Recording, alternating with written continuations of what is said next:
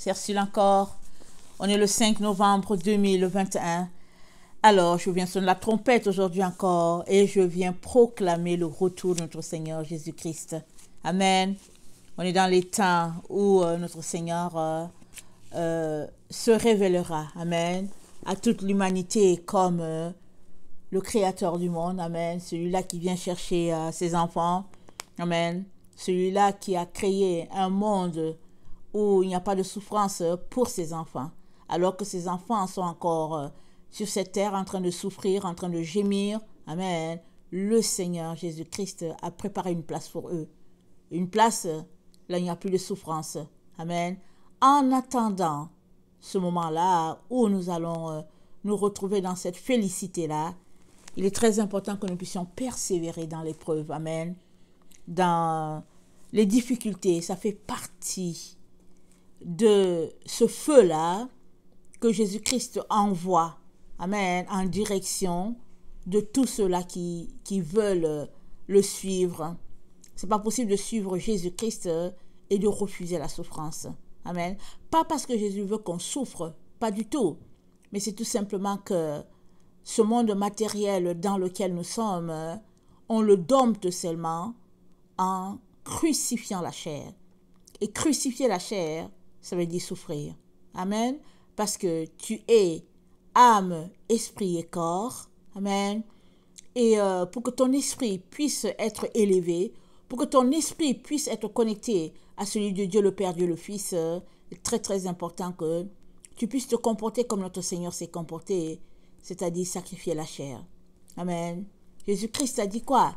Il a dit, c'est l'esprit qui vivifie. La chair ne sert de rien. L'esprit vivifie et pas la chair. Amen. Alors, je nous encourage tous à ne pas baisser les bras dans les moments d'épreuve. Alors, calculons le nombre de la bête. Amen. Et c'est dit que son nombre, c'est un nombre d'hommes. On va regarder. Alors, on est vraiment dans les temps où Apocalypse se déroule sous nos yeux, tranquillement. Alors, soit on est conscient, soit on ne l'est pas, ou bien on est conscient et on refuse. Amen. On refuse d'accepter cela, ou bien on est conscient et puis on fait quelque chose. Amen. Donc, il y a 3 états pour notre âme. Alors, Apocalypse 13, le verset 11 à 18. Puis, je vis monter de la terre une autre bête qui avait 2 cornes, semblable à celle d'un agneau et qui parlait comme un dragon. Amen. Alors, pardon, j'ai déjà dit que dans juste ce verset-là, il y a 2 personnes. Il y a l'un qui est comme un agneau, il y a l'autre qui est comme un dragon. Amen. Mais c'est, au fait, ils exercent la même fonction, si on peut le dire. Ils font les mêmes choses. Alors, quand quelqu'un fait la même chose, si on dit l'un c'est comme un agneau, l'autre c'est comme un dragon, alors voilà, Jean a vu un agneau, il avait 2 cornes. Une corne symbolisant le dragon, c'est le serpent qui dirige la vie de cet agneau-là. Amen. De ce serviteur de Dieu-là. Alors, c'est 2 personnes qui sont là. Alors, elle exerçait toute l'autorité de la première bête en sa présence. Donc voilà. Et elle faisait que la terre et ses habitants adoraient la première bête, dont la blessure mortelle avait été guérie. Elle opérait de grands prodiges, même jusqu'à faire descendre du feu du ciel sur la terre à la vue des hommes. Elle séduisait les habitants de la terre par des prodiges qui lui étaient donnés d'opérer en présence de la bête, disant aux habitants de la terre de faire une image à la bête qui avait la blessure de l'épée et qui vivait. Et il lui fut donné d'animer l'image de la bête, afin que l'image de la bête parlât, et qu'elle fit que tous ceux qui n'adoraient pas l'image de la bête fussent tués. Elle fit que tous, petits et grands, riches et pauvres, libres et esclaves, reçussent une marque sur leur main droite et sur leur front, et que personne ne put acheter ni vendre sans avoir la marque, le nom de la bête ou le nombre de son nom. C'est ici la sagesse. Que celui qui a l'intelligence calcule le nombre de la bête, car c'est un nombre d'hommes et son nombre est 666. Voilà notre verset. C'est Apocalypse 13, amen, le verset 18. C'est ici la sagesse, nous dit l'apôtre Jean, que celui qui a l'intelligence calcule le nombre de la bête. Car son nombre est un nombre, car c'est un nombre d'hommes et son nombre est 666. Amen. Jean est en train de nous dire d'être intelligent. C'est ça qu'il est en train de dire. Il dit que l'intelligent calcule. Alors, on s'arrête à disant, telle personne, son nom, ça donne 666, telle autre, son nom, ça donne c'est ça.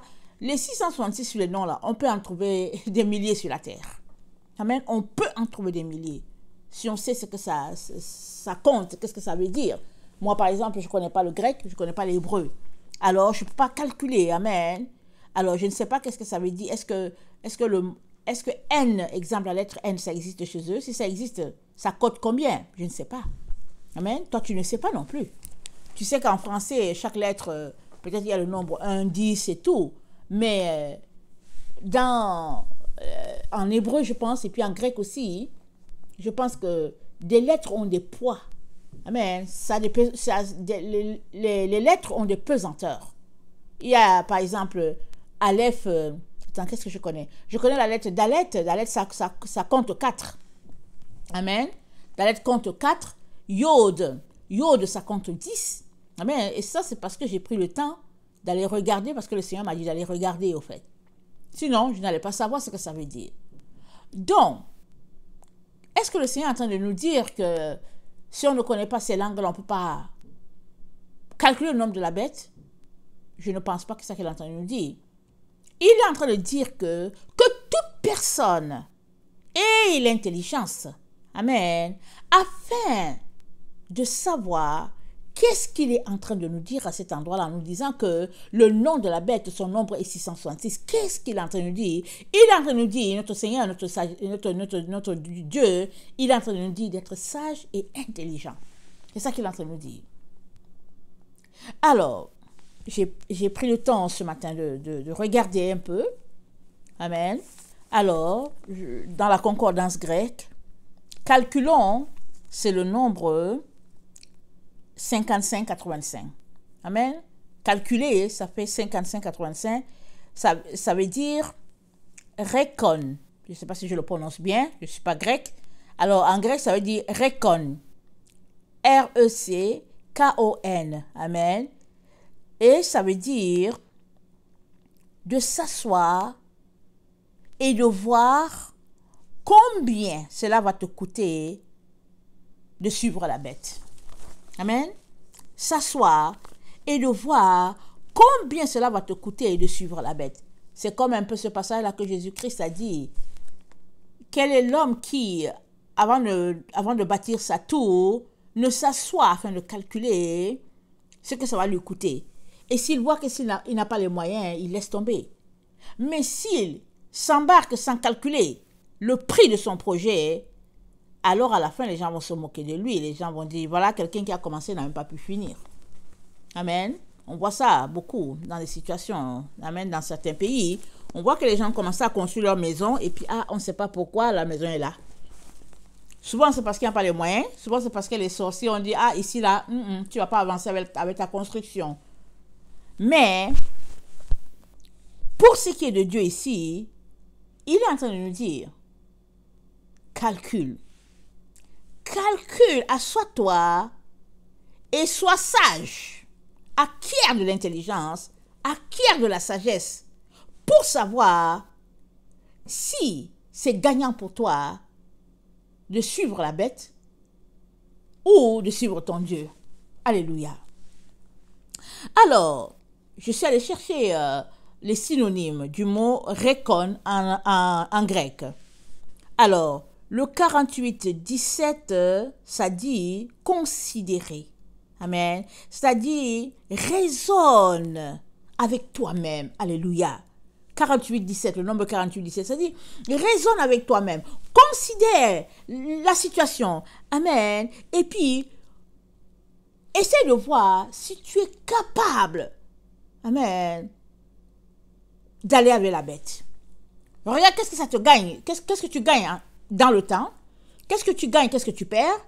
En argent? Qu'est-ce que tu gagnes? Qu'est-ce que tu perds? En énergie? Qu'est-ce que tu gagnes? Qu'est-ce que tu perds? Pour l'état de ton âme, pour ton salut, il dit, réconne.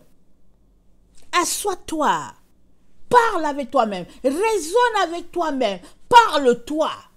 Essaye d'évaluer qu'est-ce que ça va te coûter, qu'est-ce que ça va coûter à ta famille, qu'est-ce que ça va coûter à tes enfants. Assois-toi et sois sage et acquiert de l'intelligence, dit le Seigneur. Quand il te dit, calculons le nombre de la bête, c'est ça qu'il est en train de te dire. J'ai trouvé un autre nombre qui va aussi dans le sens de 55-85. C'est le 30-49, ça dit, fais un inventaire de la situation. Alléluia. Alors, l'apôtre Jean nous dit, c'est ici la sagesse, que celui qui a de l'intelligence calcule le nombre de la bête, et c'est un nombre d'hommes, et son nombre, attends, comment il dit? Il dit, c'est un nombre d'hommes, et son nombre est 6, 6, 6. Alors, un autre nombre nous dit que c'est de faire l'inventaire de la situation et de voir les avantages et les inconvénients, de voir le pour et le contre, et de savoir sur ta balance à toi, qu'est-ce qui est mieux pour toi. Est-ce mieux de laisser les hommes gérer ta vie, alléluia, ou est-ce mieux de laisser Dieu? Merci Seigneur. Qu'est-ce qui est mieux? Que Dieu gère ta vie, que ton Créateur gère ta vie, ou bien est-ce que c'est les hommes qui doivent gérer ta vie? C'est à toi de décider. Alléluia. C'est à toi de décider. Si tu décides pour les hommes, tu ne te plaindras pas. Si tu décides pour Dieu, merci Seigneur, il te protégera. Un autre nombre qui va dans le sens du 55-85, qui est Récon, c'est... attendez, je l'ai écrit en anglais, attendez. 48-68, c'est... c'est réconcilier deux choses ensemble. Amen. C'est de réconcilier deux choses ensemble. Alors, si on s'arrête dans notre situation aujourd'hui où le monde entier est invité à aller dans le sens de ce projet gigantesque, amen, comme un peu lorsque le monde était en train de bâtir la tour de Babel, amen, alors, c'est de réconcilier deux choses ensemble. Alors, c'est quoi qu'on doit réconcilier? Amen. Ici, ce serait que toi et moi puissions réconcilier notre esprit, notre âme, notre corps avec celui-là qui nous a créés. Amen. L'humanité dans le temps où nous sommes est en train de nous dire que, au fait, la technologie, l'intelligence artificielle, c'est quelque chose de valeureux, quelque chose de très important, quelque chose qui surpasse et qui supplante Dieu. Et même, la science est devenue un Dieu pour plusieurs. Amen. Et ici, dans le nombre en grec qui est le 48-68, ça nous dit, c'est de réconcilier deux choses ensemble. Alors, ce serait que toi et moi puissions décider si c'est le système de la bête qui doit être l'autorité au-dessus de nous, ou si c'est le Dieu créateur, celui-là qui nous a façonné à son image. Alors, si nous devons réconcilier une chose avec l'autre, c'est que nous devons nous réconcilier, nous les enfants de Dieu, avec notre Créateur. Voilà les deux choses que nous devons réconcilier. Mais si nous pensons que la technologie a du poids pour nous, et qu'elle est Dieu pour nous, alors ce que nous réconcilions, c'est nous avec la technologie. Voilà les deux choses de l'autre côté. Mais toi, que veux-tu faire dans cette situation? Qui gère ta vie? Qui dirige ta vie? Parce que tu as une décision à prendre, tu as un choix à faire. Toute décision a une conséquence, n'est-ce pas? Oh oui, souvent on ne veut pas souffrir. On se dit, oh non, j'ai déjà assez souffert, c'est compliqué, on ne veut pas souffrir. Et on va dans le sens de celui qui est intimidé. Il y a un proverbe qui dit, fais l'âne pour avoir le foin. Alors très très souvent, beaucoup d'enfants de Dieu, ou bien beaucoup de personnes, choisissent de faire l'âne pour avoir leur foin. Mais il y a d'autres qui décident d'être comme Mardoché, le cousin à Esther, amen, qui a refusé de se mettre à genoux devant Aman. Aman a tout fait. Mardochée a dit que non, moi, non, je me mets juste à genoux devant le Dieu créateur de l'univers. Alors, ça leur a coûté tout ce que ça leur a coûté. Dieu merci. Que Dieu a vu la catastrophe, la conséquence méchante de ce qui allait arriver. Dieu merci que avant cela, il avait déjà pourvu pour que Esther fût reine. Amen. Et par l'intervention d'Esther, le peuple juif qui devait mourir, martyr, amen, a été épargné. Amen. Grâce à l'intervention divine, via Esther. Amen. Via le décret du roi. Amen. Sinon, au fait, Israël aurait payé. Mais qu'est-ce que Esther a payé? Elle a payé 3 jours de jeûne. Amen. Avec ses servantes, avec ses serviteurs, elle a payé 3 jours de jeûne. Elle a payé de son audacité. Parce que si le roi ne l'appelait pas, elle ne pouvait pas venir dans sa présence. Et elle a décidé d'aller dans la présence du roi sans qu'il l'appelle. Parce que selon la loi des Mèdes et des Perses dans le temps, amen, alors le roi il t'appelle. S'il ne t'appelle pas, alors tu peux recevoir à la place un décret de mort. Alors ça faisait quelques jours que le roi ne l'a pas appelé. Bon, vous savez, hein, le roi il est roi et puis c'est ça, tu es chez toi, tu as ta cour, tu as ton domaine, mais si le roi ne t'appelle pas, tu ne vas pas dans sa présence. Donc elle dit à son cousin que ça fait quelques jours qu'il ne m'a pas appelé. Alors, je ne veux pas me présenter comme ça. Alors, son cousin lui dit, est-ce que tu sais, si Dieu t'a fait reine dans un royaume païen pour des moments comme celui-là, est-ce que tu sais si Dieu t'a appelé reine d'un roi païen afin que tu sauves ton peuple, qu'est-ce que tu en sais? Il dit, le problème est que tu penses que tu vas échapper. Alors, tu peux refuser, c'est vrai. Mais tu ne connais pas les conséquences pour ta famille et toi-même. Parce que Dieu pourvoira toujours pour sauver son peuple. Mais si toi tu refuses là, on ne sait pas qu'est-ce qui va te sauver. Par contre, tu peux décider de sauver ton peuple aussi. Parce qu'il lui a dit, que sais-tu? Peut-être es-tu venu dans le royaume pour un temps comme celui-ci afin d'intervenir dans cette situation. En tout cas, ce n'est pas tombé dans les oreilles d'une sourde. Parce que tout de suite, Esther a décidé de jeûner. Elle a décidé de régler cette situation-là. Elle a dit à ses servantes, jeûnez avec moi, je pense que c'était 3 jours. Elle dit, je vais me présenter devant le roi. Et si je dois mourir, je mourrai. Alléluia. Quel courage, quelle audacité. Pourquoi est-ce qu'elle pouvait être déterminée comme ça? C'est parce qu'elle savait que le Dieu d'Israël était son Dieu. Parce qu'elle savait que c'était une affaire de vie ou de mort. Et que c'est mieux de mourir avec le nom de Dieu dans sa bouche que de mourir oublié et puis mourir finalement et finir comme un animal. Amen. Esther a dit, si je dois mourir, je mourrai. Là où tu es, je ne sais pas quelle est ta confession de foi. Combien es-tu prêt à aller pour ton Seigneur? Aussi loin, quelle est la distance que tu es prêt à aller pour ton Seigneur? Quelle est l'intensité, la grandeur de ta foi pour ce Dieu-là, au point où tu dises comme Esther, si je dois mourir, je mourrai. Quelle est l'intensité? Quel est le degré? Quelle est la passion? Quelle est la flamme qui t'anime pour ton Seigneur et qui te donnera de dire, si je dois mourir, je mourrai? Amen. C'est quoi? Toi seul, tu peux répondre à cette question.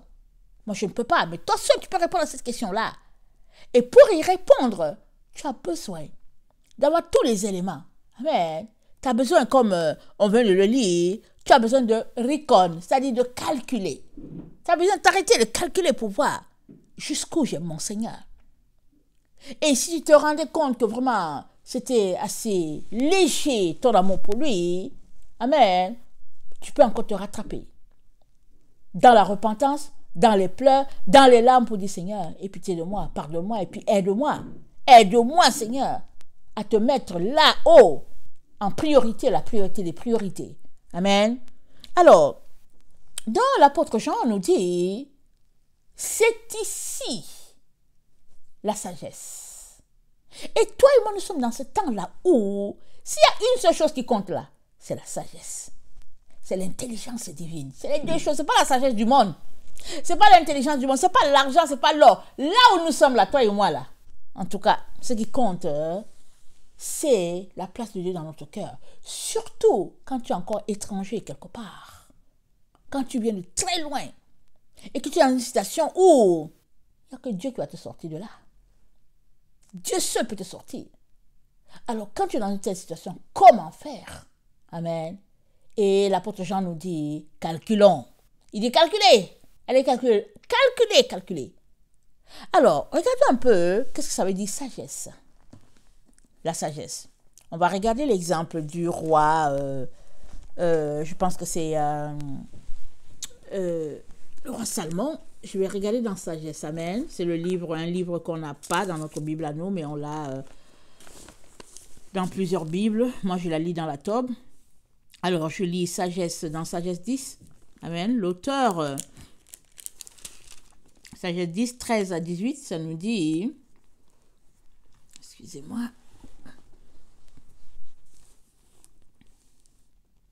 attendez, on dirait que je n'ai pas bien noté Sagesse 10.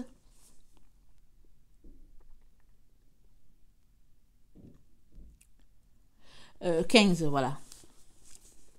Par elle, le peuple saint, de race irréprochable, fut délivré d'une nation oppresseur. Elle entra dans l'âme d'un serviteur du Seigneur et s'opposa à des rois redoutables par les prodiges et des signes. Elle remit aux saints le salaire de leurs durs travaux. Elle les conduisit par une route étonnante. Elle devint pour eux un abri durant le jour, un flamboiement voilà, d'étoiles pendant la nuit. Elle leur fit traverser à pied la mer Rouge, elle les fit passer à travers des eaux abondantes. Mais leurs ennemis, elle les engloutit, puis dans un bouillonnement, les rejeta du fond de l'abîme. Amen. Donc la sagesse, elle a délivré les enfants d'Israël. Amen. Pour les enfants d'Israël, ça a été la délivrance, la protection. Pour l'ennemi, ça a été le rejet. Amen. Voilà un peu la sagesse, ce que ça fait dans la vie des gens. Sagesse 8. Amen. Parce que l'apôtre Jean nous dit d'être sage. Amen. Alors la sagesse, elle parle d'elle-même. On nous parle de la sagesse. Et puis dans Proverbe, dans Sagesse 8, le verset 2, c'est dit, le verset 2, c'est elle que j'ai aimé et recherché dans ma jeunesse. J'ai cherché à en faire mon épouse, et je suis devenu l'amant de sa beauté. Alors, le Ecclésiaste, Salomon, je veux dire, personnifie la sagesse. Amen. Il la parle. J'ai choisi de faire d'elle mon épouse. C'est-à-dire, il fait voir cette relation d'intimité, de proximité avec la sagesse divine. Sa gloire éclipse la noblesse, car elle partage la vie de Dieu. Et le souverain de l'univers l'a aimée. Initiée à la science même de Dieu, elle décide de ses œuvres. Et si la sagesse est un bien désirable dans la vie, quoi de plus riche que la sagesse, l'auteur de toutes choses? Si notre intelligence est efficace, l'artisane des êtres ne l'est pas davantage. Ne l'est-elle pas davantage? Aime-t-on la rectitude? Les vertus sont les fruits de ses travaux, car elle enseigne modération et prudence, justice et courage. Et il n'est rien de plus utile aux hommes dans la vie. Désire-t-on encore profiter d'une longue expérience? Elle connaît le passé et conjecture l'avenir. Elle sait interpréter les sentences et résoudre les énigmes. Elle prévoit signes et prodiges, les moments et les temps favorables. Je résolus donc d'en faire la compagne de ma vie, sachant qu'elle serait ma conseillère pour le bien. Écoutez, il dit, il va faire de sagesse la conseillère de sa vie. Elle sera sa conseillère. Et nous savons que toi et moi, nous avons besoin de sagesse. Amen. On a besoin de sagesse. Et voilà comment Salomon a dirigé, amen, lui de jeune qu'il était, comment il a dirigé tout tout Israël à cause de sa relation d'intimité avec la sagesse. Amen. Grâce à elle, me disais-je, j'aurai la gloire auprès des foules. Et bien que jeune, je jouirai de la considération des vieillards. On me trouvera pénétrant dans l'exercice de la justice, et les princes devant moi seront émerveillés. Et si je me tais, ils attendront. Et si je parle, ils se feront attentifs. Et si mon discours se prolonge, ils mettront la main sur leur bouche. J'obtiendrai, grâce à elle, l'immortalité, et je laisserai à la postérité un souvenir éternel. Je gouvernerai les peuples. Les nations me seront soumises. À mon seul nom, le souverain redoutable prendront peur. Les souverains redoutables prendront peur. Je me montrerai bon parmi la foule et courageux à la guerre. Rentrez chez moi, je me reposerai près d'elle, car sa société ne cause point d'amertume, ni son intimité de chagrin, mais seulement de l'agrément et de la joie. Amen. Voilà ce que Salomon avait résolu dans son cœur de faire avec sagesse. Amen. Et il nous donne une leçon de vie ici. Il est en train de nous dire que si nous voulons réussir, amen, nous avons besoin de sagesse. Peu importe le type de projet dans lequel nous sommes, nous avons besoin de la sagesse divine. Et Jean nous le dit aussi. Il nous dit de calculer le nombre de la bête. Est-ce que ça vaut la peine de suivre la voie de la bête?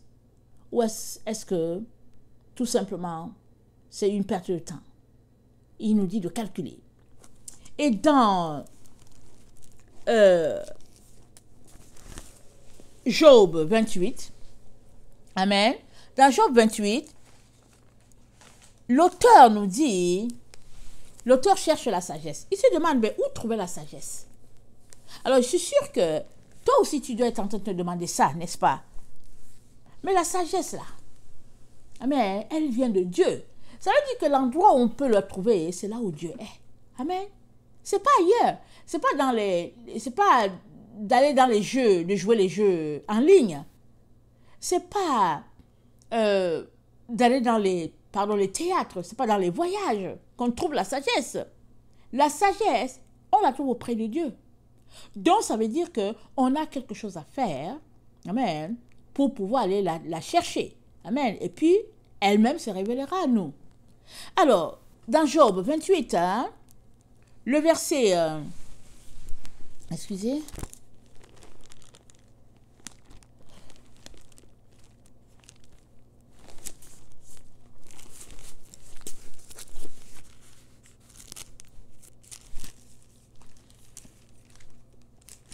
Le verset 12 nous dit, « Mais la sagesse, où se trouve-t-elle? Où est la demeure de l'intelligence? » Amen. Jean nous dit, c'est ici la sagesse. Calculer le nombre de la bête. Amen. Il dit, c'est ici l'intelligence, pardon. Il dit, attendez, il faut que je cite bien mon passage. On dirait que je suis un peu mélangée dans mes propos. Il dit, c'est ici la sagesse, ok. Que celui qui a de l'intelligence calcule le nombre de la bête. Voilà. C'est la sagesse ici. Il nous dit, voilà le moment d'avoir la sagesse.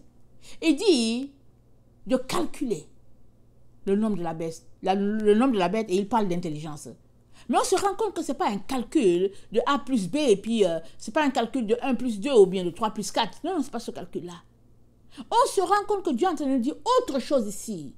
Il est en train de nous dire récon, c'est-à-dire en grec, il est en train de nous dire, amen, de nous asseoir, amen, et de considérer les différentes avenues et de voir laquelle est la meilleure. Amen.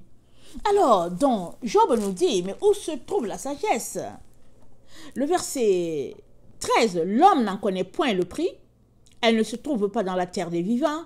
L'abîme dit, elle n'est point en moi. Et la mer dit, elle n'est point avec moi. Elle ne se donne pas contre de l'or pur. Elle ne s'achète pas au poids de l'argent. Elle ne se pèse pas contre l'or d'Ophir, ni contre le précieux onyx, ni contre le saphir. Elle ne peut se comparer à l'or ni au verre. Elle ne peut s'échanger pour un vase d'or fin. Le corail et le cristal ne sont rien auprès d'elle. La sagesse vaut plus que les perles. La topaze d'Éthiopie n'est point son égale. Et l'or pur n'entre pas en balance avec elle. D'où vient donc la sagesse? Où est la demeure de l'intelligence? Elle est cachée aux yeux de tout vivant. Hein? Elle est cachée aux yeux de tout vivant. Et pourtant, l'apôtre Jean nous dit, c'est ici la sagesse. Il dit que l'intelligent calcule le nombre de la bête. Et puis ici, on lit, on dit que c'est caché. Pourquoi est-ce que c'est caché? Qu'est-ce qu'il est en train de nous dire? Il dit, elle est cachée aux oiseaux du ciel. Le gouffre et la mort disent, le gouffre et la mort disent, nous n'en avons pas entendu parler. C'est Dieu qui en sait le chemin. C'est lui qui en connaît la demeure, car il voit jusqu'aux extrémités de la terre. Il aperçoit tout sous les cieux.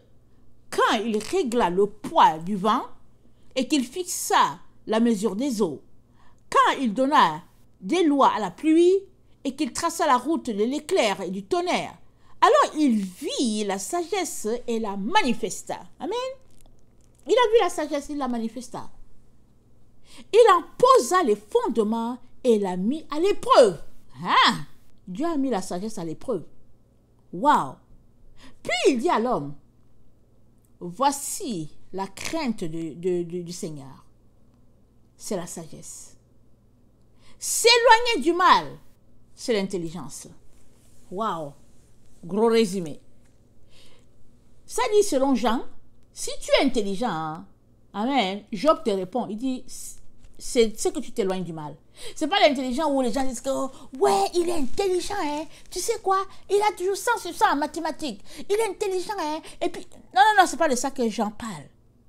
Il dit, par la bouche de Job, notre Dieu, l'intelligence, c'est de s'éloigner du mal. Combien détestes-tu le mal? Alors Dieu t'appellera intelligent. C'est pas celui qui a un gros boulot. C'est pas celui qui a une grosse note en sciences, sciences des technologies ou je sais pas. Mais l'intelligent, c'est celui-là qui craint Dieu, qui l'espère, qui le respecte et qui l'honore. Lui, il est appelé intelligent. Amen. Alors, il dit, la crainte du Seigneur, c'est cela la sagesse. Waouh! Crains-tu le Seigneur?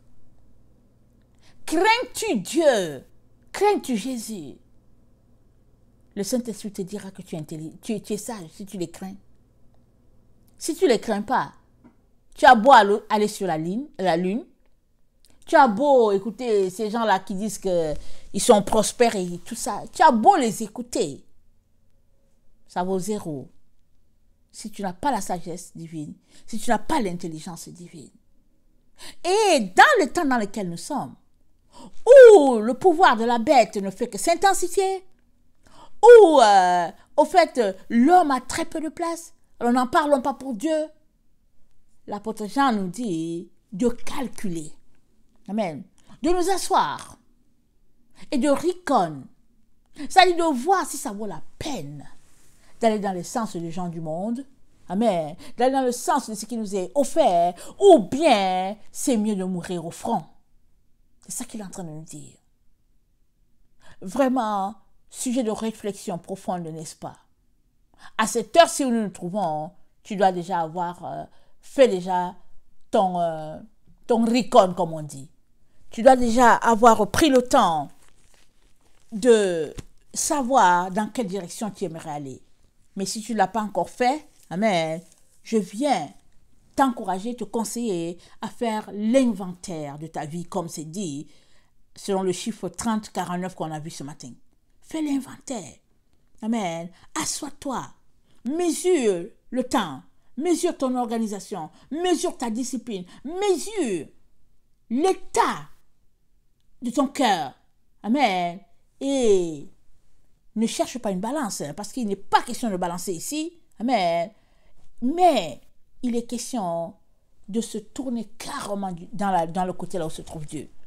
Et si tu es dans le côté où se trouve Dieu, je te dis que ta balance sera déséquilibrée.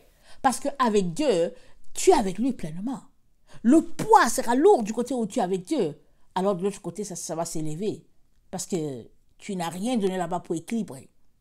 Mais nous vivons dans un monde où les gens essaient de toujours équilibrer. Ils essaient de mettre la balance sur le même pied pour dire, ok, on va prendre un peu du monde et puis un peu de Dieu. Mais Jésus-Christ dit quoi? Il dit, je te vomirai de ma bouche. Je te vomis. Si c'est ça que tu fais. Si tu es là en train de faire kiff-kiff, je te vomis. Il a dit ça à la lettre. Il a dit ça dans une lettre à Laodicée. Et il nous le dit à tous les jours. Il est très très important, mes frères et mes sœurs, de se tenir pour la vérité. Peu importe le prix à payer, nous ne serons pas les premiers. Nous ne serons pas les derniers à subir le mauvais traitement. Mais nous allons tout simplement honorer notre Dieu et lui prouver que nous sommes effectivement ses enfants. Amen. Nous allons le lui prouver.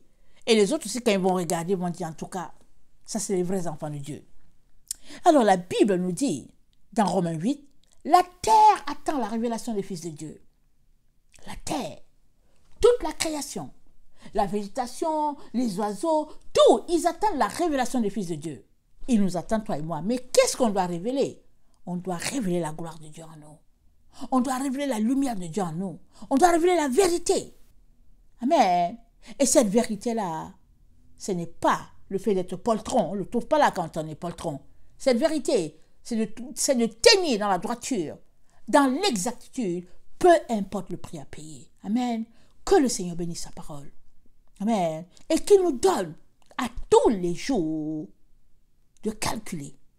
Et quand on fait de calculer le nombre de la bête, on ne va pas dans le sens de la bête, on va dans le sens de notre Dieu. Pourquoi? Parce qu'on a été créé à son image. On n'a pas été créé à l'image d'un robot, on n'a pas été créé à l'image d'un système quelconque, on a été créé à l'image de celui-là qui nous a créés. Parce que, regardez, je vais retourner un peu sur le texte qu'on vient de lire dans Job 28. Hein. On est frappé par quelque chose là. Il dit, attendez, il dit, le verset 21 dit, la sagesse est cachée aux yeux de tout vivant. Elle est cachée aux oiseaux du ciel. Le gouffre de la mort disent, nous en avons entendu parler. C'est Dieu qui en sait le chemin. C'est lui qui en connaît la demeure, car il voit jusqu'aux extrémités de la terre. Il aperçoit tout sous les cieux.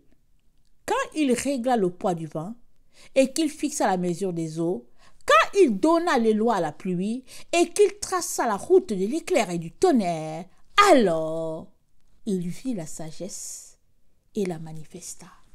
C'est Dieu qui a manifesté la sagesse. Tu penses qu'il ne va pas te la donner? Il a manifesté la sagesse. Et puis c'est dit quoi? Et il en posa les fondements et l'a mis à l'épreuve. Sagesse a été mise à l'épreuve dès la création. Amen. Pour voir qu'est-ce qu'elle ferait. Et sagesse, le monde a été créé. Amen. Parce que Dieu a dit, faisons l'homme à notre image. En lisant ici, on comprend que sagesse était là auprès de lui. Faisant cette œuvre de création-là. Amen. Il est donc très très important, mes frères, qu'on soupire, qu'on puisse soupirer après elle, qu'on puisse désirer la voir. Amen. Comme amie, comme épouse dans l'intimité, afin que le Dieu Tout-Puissant puisse, amen, être content de nous accueillir dans son royaume. Amen. Que le Seigneur bénisse sa parole. Je vous aime beaucoup et Dieu davantage.